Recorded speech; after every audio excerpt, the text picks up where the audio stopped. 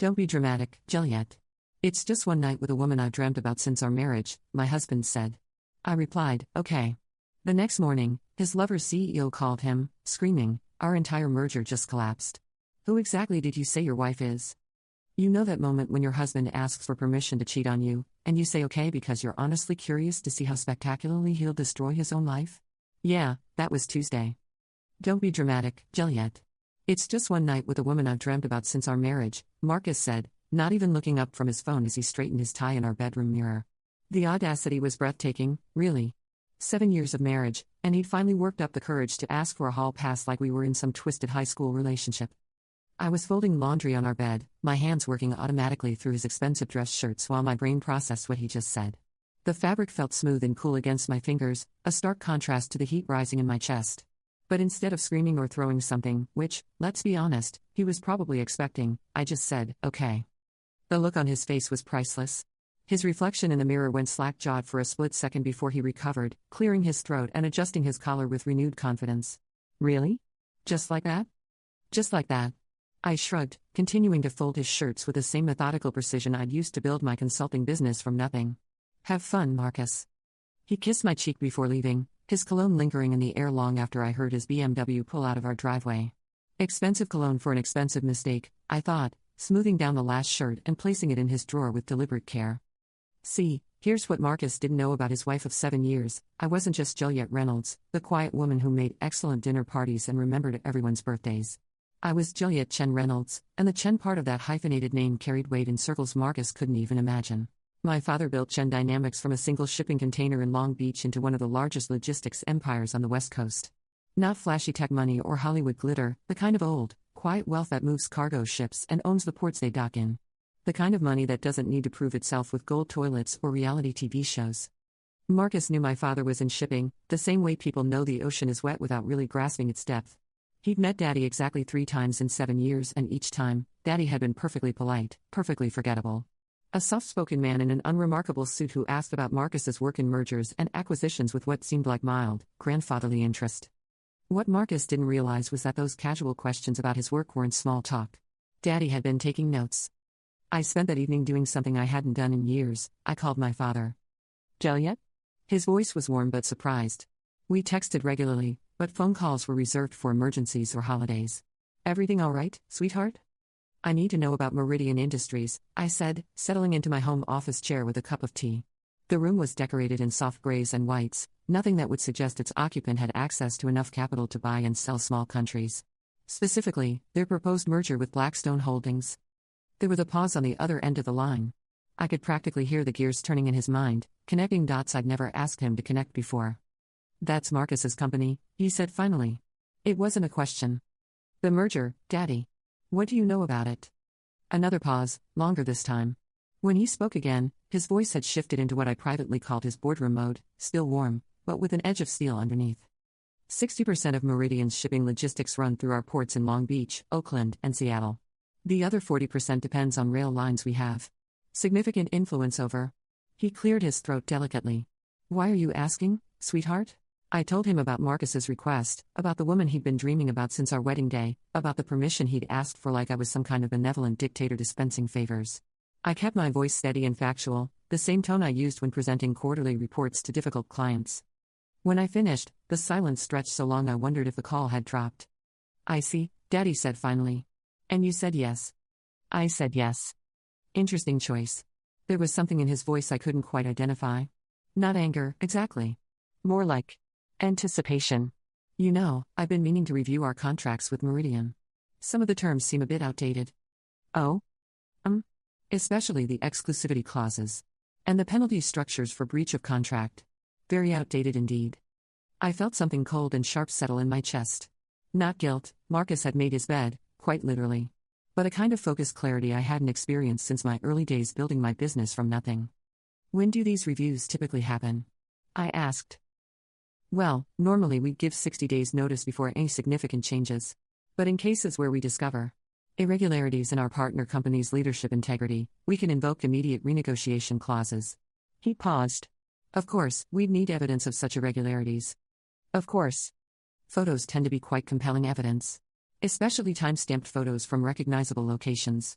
I almost smiled. I imagine they would be. The Meridian merger is scheduled to finalize Friday morning, isn't it? I seem to recall Marcus mentioning that at Christmas dinner. Yes, it is. Well, I suppose we'll see how tomorrow goes. Give my love to Marcus, won't you? After we hung up, I sat in my office for a long time, staring out at the perfectly manicured garden Marcus paid our landscaper too much money to maintain. The evening light was fading, turning everything golden and soft, and I found myself thinking about the early days of our marriage when I genuinely believed we were building something together. I'd been 25 then, fresh out of my MBA and hungry to prove myself outside of my father's shadow. Marcus had been charming and ambitious, a rising star at Blackstone Holdings with a corner office and a 5-year plan that included marriage, children, and a house in the suburbs. He pursued me with a single-minded determination he brought to hostile takeovers, and I'd been flattered by his attention. What I hadn't realized until much later was that he'd done his research before asking me out. Not on me, exactly, but on my last name. Chen Dynamics wasn't exactly a secret, but we weren't flashy about it either. Marcus had figured out the connection within our first 3 dates, and suddenly his interest in my family business made perfect sense. The irony was that I'd spent our entire relationship trying to keep those two parts of my life separate. I wanted him to love me for me, not for the shipping empire I'd never asked to inherit. I paid for our dates with my consulting income, insisted we live in a house I could afford on my salary alone, and never once mentioned that I had a trust fund sitting in investments that I'd never touched. But Marcus, brilliant Marcus, had been playing a longer game than I'd given him credit for. He'd been waiting for the perfect moment to cash in on his investment in me, and apparently, that moment was now. My phone buzzed around 10:30. A text from Marcus, amazing dinner. Don't wait up. I typed back, have fun. Sleep tight. Then I opened my laptop and started going through my old files. See, the thing about being a management consultant is that you develop certain skills. Research skills. Investigation skills. The ability to dig through layers of corporate structure and find the connections that aren't supposed to be visible. I built my reputation on being thorough, on finding the problems other people missed. It took me about an hour to map out exactly how Meridian Industries was connected to Chen Dynamics. Marcus hadn't been entirely wrong in his calculations. Marrying me did give him access to a valuable network. But he'd made one crucial error in his assessment. He'd assumed I was powerless. By midnight, I had a complete dossier on Meridian's operations, their dependencies, their vulnerabilities. More importantly, I had a clear picture of what would happen if Chen Dynamics decided to pull their support. The merger would collapse. Instantly. Blackstone Holdings was acquiring Meridian specifically for their logistics capabilities.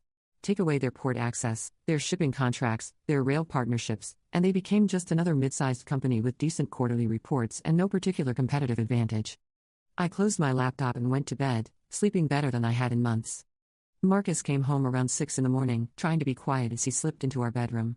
I was already awake, sitting by the window with my coffee and watching the sunrise paint our garden in shades of pink and gold. He looked rumpled and satisfied, his shirt wrinkled and his hair messed up in a way that screamed I just had the best night of my life. Morning, I said pleasantly. How was dinner? He had the grace to look slightly sheepish. Good. Really good. Thank you for, being understanding. Of course. I took a sip of my coffee. I'm happy you got what you wanted. Something in my tone must have caught his attention because he paused in the middle of loosening his tie, studying my face with a careful attention he usually reserved for contract negotiations. You're being weird, he said finally.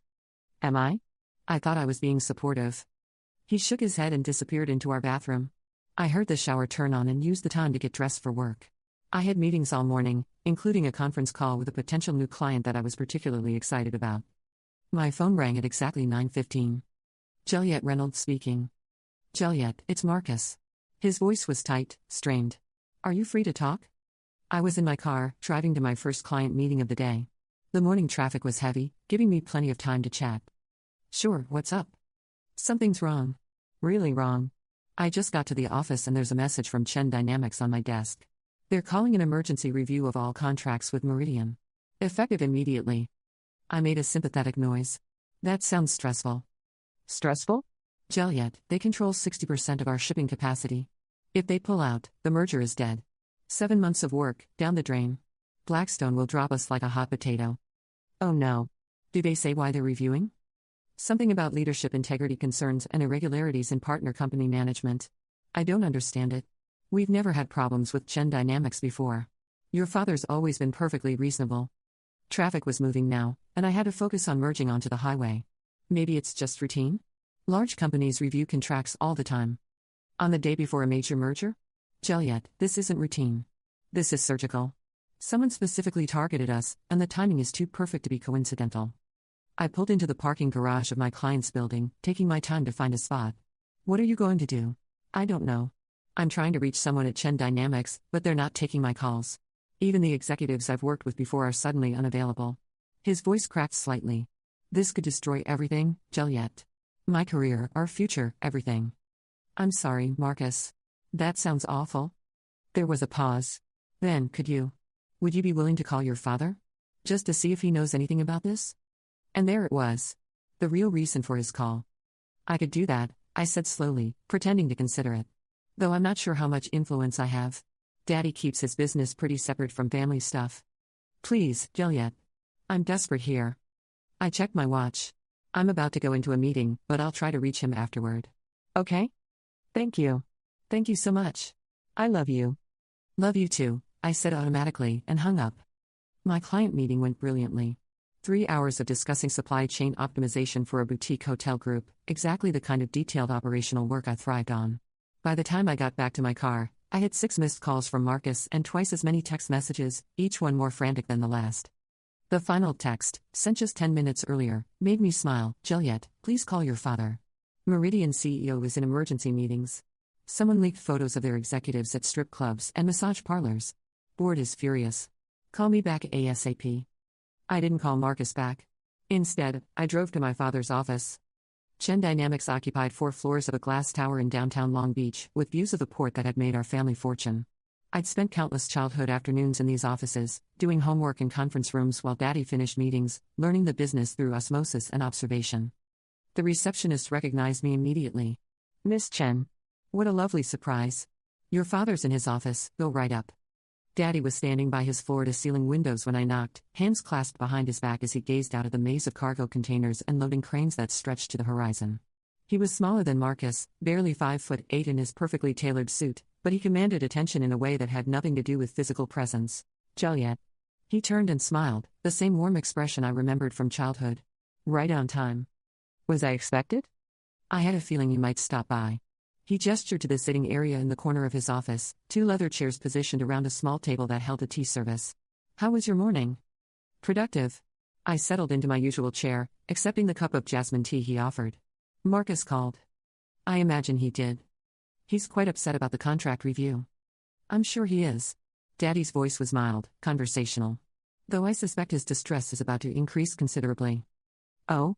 He reached into his jacket pocket and withdrew a manila envelope, setting it on the table between us. Photos, he said simply. Time-stamped. Quite comprehensive. I didn't open the envelope, but I could guess what it contained. Marcus with his dream woman, probably entering and leaving whatever restaurant or hotel they'd chosen for their perfect evening. Maybe some shots of them together, holding hands, kissing, looking like the happy couple he'd apparently always wanted us to be. How did you? I have people, sweetheart. People who are very good at being in the right place at the right time. He sipped his tea calmly. The woman, incidentally, is Elena Vasquez. She's the chief operations officer at Meridian Industries. The blood drained from my face. She works for them? She works for them. More specifically, she was one of the key architects of the merger deal. Her signature is on most of the preliminary contracts. He paused, letting that sink in. Sleeping with a board member's wife while negotiating a billion-dollar deal shows remarkably poor judgment, don't you think? I set down my teacup with shaking hands. Marcus hadn't just cheated on me. He potentially compromised the biggest deal of his career by having an affair with someone on the other side of the negotiation table. The conflict of interest alone could void every contract they'd signed. Does Meridian know? They do now. I sent copies of the photos to their board of directors this morning, along with a detailed timeline of when the relationship began relative to merger negotiations. His voice remained perfectly pleasant. I also included some questions about whether this relationship influenced any of the terms Elena negotiated on Meridian's behalf. And their response? Swift and decisive. Elena was terminated effective immediately. The board has called an emergency session to review the entire merger from the ground up. They're particularly concerned about whether Blackstone Holdings was aware of the relationship and failed to disclose it. My phone was buzzing incessantly in my purse, but I ignored it. What happens now? Now? Now we see how well Marcus handles pressure. Daddy leaned back in his chair, studying me with the same careful attention he'd once used to teach me chess. Though I suspect he's about to have a very difficult conversation with his superiors.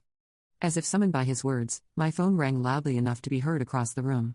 The caller ID showed Marcus's office number. Answer it, Daddy said gently. Speakerphone. I accepted the call and hit the speaker button. Marcus's voice filled the office, high-pitched and desperate. Julliette. Thank God. Where are you? I've been trying to reach you for hours. I'm with Daddy, I said calmly. We're having tea. There was a moment of stunned silence. Then, you're... What? Julliette, I need you to listen to me very carefully. Something terrible has happened. Someone sent photos to Meridian's board. Photos of me with Elena. They know about last night. Oh no, I said, managing to sound shocked. That's awful. It gets worse. They fired Elena and they're threatening to pull out of the merger entirely. They're saying there was a conflict of interest, that the relationship compromised the negotiations. Blackstone is furious. My boss is. Julliette, I think I'm going to be fired. I looked at my father, who was watching me with an expression of calm interest. I'm so sorry, Marcus. What can I do? I need your father to help me. I need Chen Dynamics to publicly support the merger, to vouch for Blackstone's integrity. If he could just make a statement, say that he has confidence in our company despite this misunderstanding. Marcus, I said slowly, are you asking my father to lie to protect your career? I'm asking him to save my career. Julliette, please. I made a mistake, okay? One stupid mistake, and it's going to destroy everything. I need help. I need your help. The desperation in his voice might have moved me yesterday. Today, it just sounded pathetic. Put him on the phone, Marcus continued. Please, just let me talk to him directly. I looked at Daddy, who nodded slightly. Hello, Marcus, he said, his voice carrying clearly across the speakerphone. I understand you're having some difficulties. Mr. Chen, thank you. Yes, we're having some challenges, but nothing that can't be resolved. This situation with Elena is just a misunderstanding. A personal matter that has nothing to do with business. I see. Daddy's tone was politely interested. And you believe that having an intimate relationship with a key negotiator on the other side of a billion-dollar merger is purely personal? It wasn't. We weren't. Marcus struggled for words. Look, I know how it looks, but nothing improper happened. The merger negotiations were complete before anything personal began. Marcus, Daddy said gently, I have time-stamped photographs of you and Ms. Vasquez together going back 3 months. Your first dinner was 2 weeks after Blackstone made their initial offer to Meridian. The silence that followed was deafening. I could practically hear Marcus's world crumbling through the phone. You had me followed? I had my son-in-law observed, yes. As a precautionary measure. But why? I've never done anything to harm your business interests. Haven't you? Daddy's voice hardened almost imperceptibly. You married my daughter under false pretenses. You spent 7 years treating her like a trophy wife while planning to leverage her family connections for your own advancement. And when you finally decided to cash in on that investment, you did so by publicly humiliating her with another woman. That's not. I love Julliette. This thing with Elena, it was just. It was just what, Marcus? Just a momentary lapse in judgment? Just a little fun on the side? Just the realization of a dream you've apparently harbored since your wedding day? I flinched to the ice in Daddy's voice. In 32 years, I'd never heard him speak to anyone with such controlled fury. Mr. Chen, please. I'm begging you. Don't let this destroy everything. I'll do anything, pay anything. Just help me fix this. There's nothing to fix, Marcus. You made your choices, and now you live with the consequences. Daddy paused.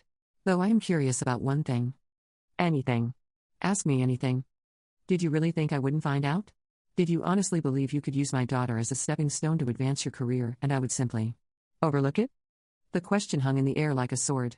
Marcus's breathing was audible through the phone, rapid and shallow. I didn't think. No, Daddy agreed. You didn't think. You saw an opportunity and took it without considering the cost. Very poor strategy, Marcus. Very poor indeed. Mr. Chen, I'm sorry. I'm so sorry. Please, just tell me what I need to do to make this right. What you need to do, Daddy said calmly, is learn to live with the consequences of your choices. The merger is dead. Your career at Blackstone Holdings is dead. Your marriage to my daughter is, I assume, also dead, though that's ultimately her decision to make. No, please, don't say that. Julliette, please, you have to understand. I love you. I made a mistake, but I love you. I've been quiet through most of this conversation, letting Daddy handle the business side while I process the emotional reality of watching my marriage die in real time. But Marcus's desperate plea finally prompted me to speak. You love me? I asked softly. Yes. Yes, absolutely. More than anything. Then why did you ask permission to spend the night with the woman you've been dreaming about since our wedding? Another long silence. It wasn't. It didn't mean. It meant everything, Marcus. It meant that for 7 years, you've been settling for me while dreaming about someone else. It meant that you never saw me as enough, just as a convenient stepping stone to the life you actually wanted. That's not true. Isn't it? Be honest, Marcus. When did you first research my family's business? Before our third date or after? The pause told me everything I needed to know.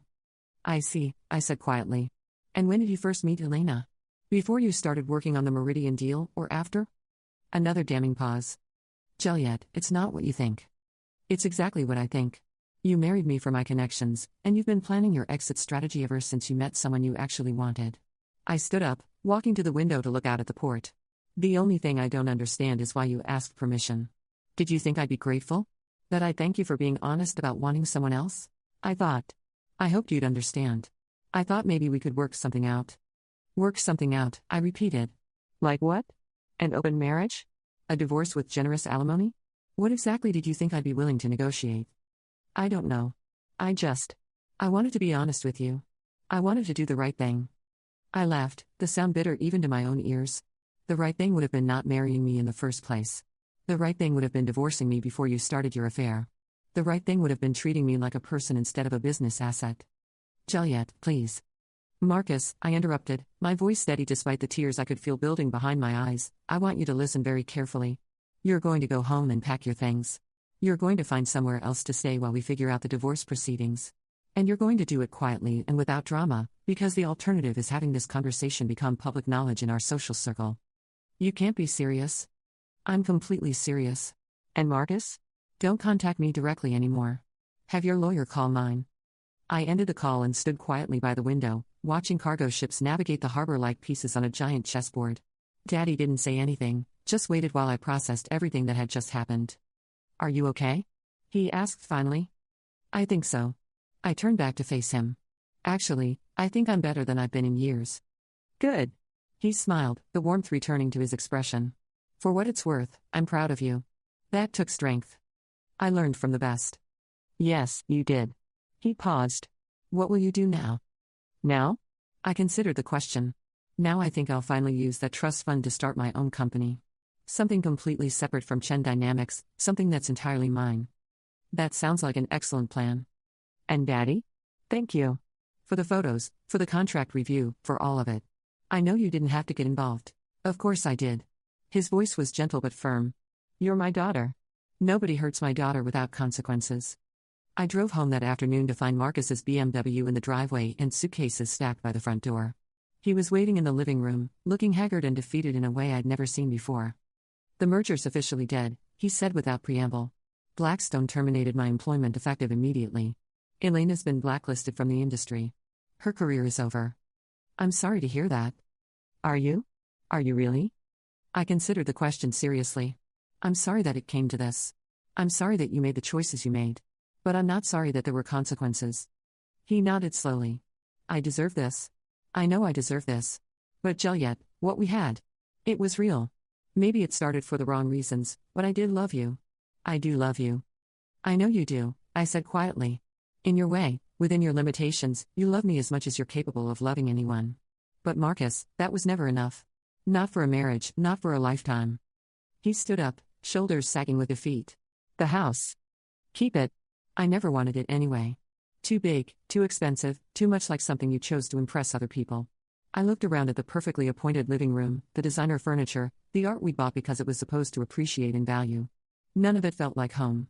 I'll take my personal things and my office equipment. Everything else is yours. Where will you go? I'll figure it out. He picked up his suitcases, pausing at the front door. For what it's worth, I am sorry. I'm sorry I hurt you, I'm sorry I wasted 7 years of your life, and I'm sorry I was too much of a coward to be honest about what I wanted from the beginning. I appreciate that. Will you? Do you think you'll ever be able to forgive me? I thought about it. Really thought about it. Maybe. Someday. But not because you deserve it. Because I don't want to carry this anger around forever. After he left, I walked through our house, my house now, I supposed, and felt nothing but relief. 7 years of trying to make myself small enough to fit into someone else's vision of my life, and it was finally over. My phone buzzed with a text from an unknown number. Julliette, this is Elena. I know you have no reason to want to hear from me, but I wanted you to know that I'm sorry. Not just for what happened, but for how it happened. You deserved better. I stared at the message for a long time, then deleted it without responding. Some conversations weren't worth having. That evening, I opened a bottle of wine, the good stuff Marcus had been saving for a special occasion, and called my best friend Sarah to tell her everything. By the time I finished the story, we were both crying with laughter. "So let me get this straight," she said between gasps. "He asked permission to cheat, you said yes, and then your father destroyed his entire career as revenge?" "That's the basic outline, yes." "Julliette, you beautiful, terrifying woman. Remind me never to cross your family." "It wasn't revenge," I corrected. "It was consequences. There's a difference." "Is there, though? Is there really?" I considered that question as I hung up and got ready for bed. Was there a difference between revenge and consequences? Between justice and retribution? Between protecting yourself and destroying someone else? Maybe not. Maybe the line was thinner than I'd thought. But as I fell asleep in my empty house, surrounded by the ruins of my old life and the infinite possibilities of my new one, I found that I didn't particularly care about the distinction. Marcus had made his choice, and I'd made mine. Everything else was just details. The next morning brought flowers, 3 dozen white roses with a card that simply said, "Congratulations on your freedom. Love, Daddy." I put them in a vase on my kitchen counter and started planning my future. There was a world of possibilities out there, and for the first time in 7 years, I was free to explore all of them. Marcus had asked for one night with the woman of his dreams. I'd given him exactly what he'd requested. The fact that it cost him everything else? Well, that wasn't my problem anymore. Sometimes the best revenge is just stepping out of the way and letting people destroy themselves. Sometimes the most powerful thing you can do is simply say okay and watch the dominoes fall. And sometimes, just sometimes, being underestimated is the greatest advantage of all. I never did hear from Marcus again directly, though I saw his name in the business section of the newspaper 6 months later. He'd taken a job with a small firm in Phoenix, a significant step down from his previous position but apparently the best he could manage given his reputation. Elena, according to industry gossip, had moved back to her hometown in Texas and was working for her family's small accounting practice. As for me? I used my trust fund to start Chen Reynolds Consulting, specializing in corporate risk assessment and due diligence. My first client was a shipping company looking to evaluate potential merger partners. I was very, very good at finding problems other people missed. Business was booming. 2 years later, I was sitting in my corner office on the 20th floor of a downtown Long Beach high-rise, reviewing a contract that would make Chen Reynolds Consulting the exclusive risk assessment firm for 3 major shipping conglomerates, when my assistant buzzed through the intercom. "Ms. Reynolds? There's a Marcus Reynolds here to see you. He doesn't have an appointment, but he says it's important." I set down my pen and stared out at the harbor view I'd chosen specifically because it reminded me every day of where real power came from. The same ships that had built my family's empire were still moving through those waters, carrying cargo that would feed families and build cities across the globe. "Send him up," I said finally. Marcus looked different. Smaller somehow, though he was wearing the same style of expensive suit he'd always favored. His hair was grayer at the temples, his face more lined, and when he walked into my office, he moved with a careful posture of someone who'd learned what it felt like to be watched for signs of weakness. "Julliette." He stood in the doorway for a moment, taking in the space I created for myself. Floor-to-ceiling windows, a desk made from reclaimed ship timber, awards and certifications covering one wall. "This is impressive." "Thank you." I didn't get up from behind my desk. "Please, sit." He chose one of the chairs across from me, the same setup Daddy had used when he'd shown me those photos. The symmetry wasn't lost on either of us. "You look good," he said. "Happy?" "I am happy. How can I help you, Marcus?" He shifted in his seat, clearly uncomfortable. "I wanted to see you. To talk to you. It's been 2 years, and I..."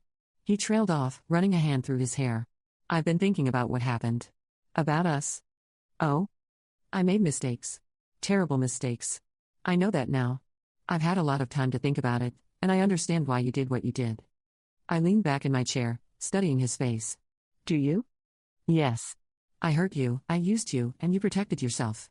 I don't blame you for that. I blame myself." He looked down at his hands.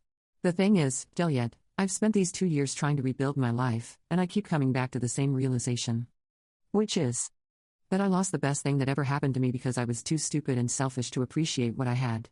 The silence stretched between us. Outside, I could hear the distant sound of traffic, the low hum of the city going about its business. Normal sounds for a normal day, except nothing about this conversation felt normal. "Are you asking me something, Marcus?" "I'm asking if there's any chance, any possibility at all, that we could try again. That you could forgive me enough to give us another shot." I'd imagined this conversation dozens of times over the past 2 years. In some versions, I was coldly dismissive.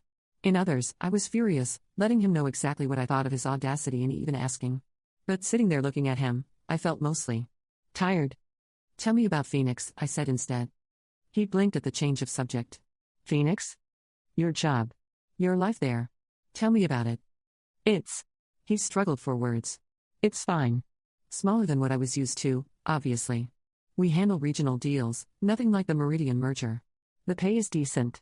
I have a small apartment near the office. Are you dating anyone? No. The answer came quickly, defensively. I haven't. Since Elena, I haven't been able to. I tried, once or twice, but it felt wrong. Like I was trying to replace something I could never replace. Elena, I repeated. How is she? I don't know. I haven't spoken to her since everything fell apart. I heard she got married last year to someone from her hometown. A teacher, I think. Good for her. Marcus leaned forward. Julliette, please. I know I have no right to ask this, but I need you to understand something. What I felt for Elena, what I thought I felt, it wasn't real. It was infatuation, fantasy. A middle-aged man's delusion about recapturing something he thought he'd missed. And what we had was real. Yes. What we built together, the life we shared, the partnership we had, that was real. I was just too immature to see its value until I'd thrown it away. I stood up and walked to the window, looking out at the harbor where my great-grandfather had first started loading cargo ships by hand. Do you know what I've learned about partnerships, Marcus? What? They require equal investment. Not just emotional investment, but practical investment. Mutual respect. Shared vision. I turned back to face him. We never had that. From the very beginning, you saw me as a resource to be managed, not a partner to be cherished. That's not true. Isn't it? When did you first look up Chen dynamics, Marcus? Was it before our first date or after? He went very still. Julliette. After. I know it was after, because I've seen the search records. You spent our entire first evening together evaluating me as a potential business asset, didn't you? Calculating what my family connections might be worth to your career. I was interested in you. Your background was part of that interest, but it wasn't the only thing. It was the primary thing. I returned to my desk, pulling out a folder I'd prepared months ago, hoping I'd never need to use it. I had my security team do a comprehensive audit of your digital footprint. Would you like to know what they found? His face went pale. What are you talking about? Emails, Marcus. Text messages. Browser history. Financial records. Phone calls. I opened the folder, though I didn't need to read from it. I'd memorized every damning detail. 3 days after our first date, you sent an email to your college roommate describing me as potentially very valuable professionally. A week later, you researched engagement ring costs and calculated them against your projected salary increases if you could leverage the Chen connection. Julliette, please, let me explain. 2 months before you proposed, you had lunch with your mentor at Blackstone and explicitly discussed how marrying me would open doors for your career. He advised you to lock it down quickly before I figured out what you were really after. Marcus was gripping the arms of his chair, his knuckles white. You're taking things out of context. Am I? Should I continue? Because there's more. So much more. I closed the folder with a snap. You spent 7 years of marriage treating our relationship like a long-term investment strategy. You planned your affair with Elena for months, waiting for the perfect opportunity to maximize your personal satisfaction while minimizing professional risk. That's not. I never intended. You intended all of it, Marcus. Every calculated move, every strategic decision, every moment of treating me like a business opportunity rather than a human being. I leaned forward. The only thing you didn't intend was getting caught. The silence that followed was deafening. Marcus stared at me with the expression of someone watching their carefully constructed world crumble for the second time. So when you ask me if there's any chance we could try again, I continued, my voice deadly quiet, what I hear is, would you be willing to resume your role as my professional asset while I continue to search for someone I actually want to be with? No, that's not what I'm asking. Then what are you asking, Marcus? Specifically. He took a shaky breath. I'm asking if you could ever love me again. If we could build something real this time, based on honesty and mutual respect. And what would you bring to this hypothetical relationship? What do you have to offer me now that you didn't have before? I know who I am now. I know what I lost. I understand what real love looks like because I've lived without it for 2 years. I almost laughed. You think suffering has made you a better person? I think consequences have made me a wiser one. Consequences. I tasted the word. Like losing your career? Your reputation? Your financial security? Yes. Those weren't consequences of your choices, Marcus. Those were consequences of getting caught. I stood up again, walking around my desk to stand directly in front of him. If Elena's CEO hadn't called you that morning, If my father hadn't had you followed, if the photos hadn't surfaced, would you have come home and confessed? Would you have ended your affair out of guilt and love for your wife? He didn't answer, but the answer was written clearly on his face. Of course you wouldn't. You would have continued your double life indefinitely, enjoying both your stable marriage and your passionate affair, telling yourself you were protecting my feelings by keeping me ignorant. I shook my head. The Marcus I married was capable of that level of sustained deception. The Marcus sitting in front of me now is the same person, just with fewer options. People can change. Can they? Or do they just learn to hide their true nature more effectively? I returned to my chair. Tell me, Marcus, what do you know about my business? Another jarring subject change. Your business? Chen Reynolds Consulting. What do we do here? Risk assessment. Due diligence. You help companies evaluate potential partners and investments. Exactly. I help people identify threats before they become problems. I look for patterns of behavior that indicate future risk. I smiled, but there was no warmth in it. Would you like to know what my assessment of you would be if you were a potential business partner? I'm not sure I want to know. High intelligence, strong work ethic, excellent presentation skills. But fundamentally unreliable. A pattern of prioritizing short-term gains over long-term stability. Demonstrated history of deception and manipulation. Tendency to view relationships as transactions rather than partnerships. I paused. Overall risk rating, extremely high. Recommendation, avoid at all costs. Marcus flinched as if I'd slapped him. That's not fair. It's completely fair. It's an objective analysis based on documented behavior patterns. But it doesn't account for growth. For learning? For genuine remorse. Remorse isn't a reliable predictor of future behavior. Data is. I opened my laptop and turned it toward him. Would you like to see what else my security team found? On the screen was a detailed timeline of his activities over the past 2 years. Not just his professional life, but his personal life as well. Dating profiles. Restaurant reservations. Travel records. You've been watching me, he said quietly. I've been protecting myself. There's a difference. His eyes moved over the information on the screen, and I watched his expression change as he began to understand the scope of what I knew. 3 different dating profiles, I said conversationally. All listing your profession as investment consultant rather than the more accurate regional account manager. Several first dates where you casually mentioned your connections to major shipping companies without disclosing that those connections exist only through your estranged ex-wife. I never lied about my situation. You never told the complete truth, either. Pattern recognition, Marcus. You're still the same person, using the same strategies, just with a smaller playing field. He closed the laptop and leaned back in his chair, finally beginning to look defeated. What do you want from me, Julliette? Why did you agree to see me if you were just going to tear me apart? I wanted to confirm something. Which was? That I made the right choice 2 years ago. I stood up and walked to the door, opening it. Goodbye, Marcus. Please don't contact me again. He didn't move for a long moment. Then, slowly, he got to his feet and walked toward the door. As he passed me, he stopped. For what it's worth, he said quietly, I really did love you. In my broken, selfish way, I loved you as much as I was capable of loving anyone. I know, I replied. That's what made it so sad. After he left, I returned to my desk and picked up my phone, dialing a familiar number. Daddy? It's me. Marcus just left my office. Oh? How did that go?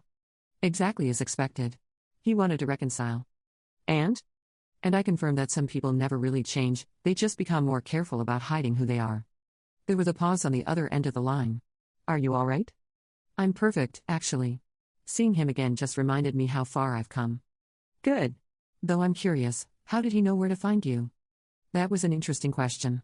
My business address wasn't exactly a secret, but it wasn't something Marcus would have stumbled across accidentally.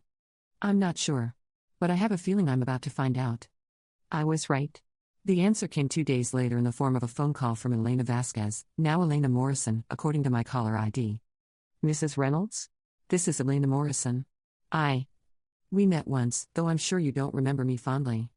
I remember you. I wanted to apologize for giving Marcus your office address. He called me last week, said he needed to see you for closure. I thought maybe it would help both of you move on. And why did you have my office address? A pause. I've been following your career. Your company's reputation is impressive. I've been working for my family's accounting firm, but I've been thinking about branching out into corporate consulting. I researched several firms in the area as potential models. I see. Mrs. Reynolds. Ms. Chen Reynolds, actually. I went back to my maiden name professionally. Ms. Chen Reynolds. I want you to know that I regret everything about what happened 2 years ago. Not just the affair itself, but the way it happened. The timing, the deception, all of it. You deserved so much better. Yes, I did. I also want you to know that Marcus. He's not well. I mean, he's not dangerous or anything, but he's stuck. He can't seem to move forward. Every conversation I've had with him in the past 2 years has centered on you, on what he lost, on what he wishes he could have back. That's not my problem to solve. No, of course not. I wanted you to know that his visit wasn't about trying to manipulate you or use you again. I think he genuinely believes he's changed, that he's learned something from what happened. And what do you think? Another pause, longer this time. I think people like Marcus, people like me, too, if I'm being honest, we're very good at telling ourselves stories about our growth and transformation. But real change? The kind that actually sticks? That's much harder than we want to admit. It was the most honest thing anyone involved in this situation had ever said to me. Elena, I said, can I ask you something? Of course. Are you happy? In your new life, with your husband? Yes, she said without hesitation. David is. He's kind. Patient. He knew about my past, about what happened with Marcus and the merger, and he married me anyway. He sees me as someone worth loving despite my mistakes. That's wonderful. It is. And it's also terrifying, because I keep waiting for the other shoe to drop. I keep waiting to mess it up somehow, to revert to the person I was before. The person who had an affair with a married man while negotiating a billion-dollar deal? The person who was so focused on getting what she wanted that she didn't care who got hurt in the process. Her voice was quiet, thoughtful. I'm trying to be different now. Better. But some days I wonder if I'm just better at hiding my true nature. That's very self-aware. Is it? Or is it just another form of self-deception? I honestly don't know anymore. I found myself liking Elena more in this 5-minute phone conversation than I ever had when she was an abstract threat to my marriage. There was something refreshing about her willingness to sit in uncertainty rather than rushing to declare herself reformed. Elena, can I give you some advice? Please. Stop trying to figure out if you've really changed. Instead, focus on making better choices every single day. Change isn't a destination you arrive at, it's a direction you keep walking in. That actually helps. Thank you. And Elena? Don't give Marcus my contact information again. Whatever closure he's looking for, he's not going to find it through me. Understood. And Miss Chen Reynolds? Congratulations on your success. You've built something remarkable.